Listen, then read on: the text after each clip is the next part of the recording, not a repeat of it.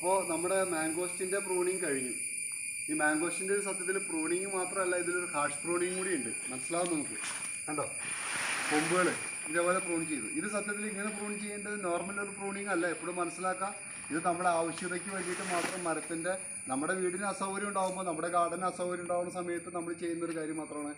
ഇത് മരത്തിൻ്റെ പ്രൊഡക്ടിവിറ്റിനെ കുറച്ചൊക്കെ ബാധിക്കും. അടുത്ത വർഷം പ്രൊഡക്ടിവിറ്റിനെ ബാധിക്കും, ഒരു സംശയമില്ലാത്ത കാര്യമാണ്.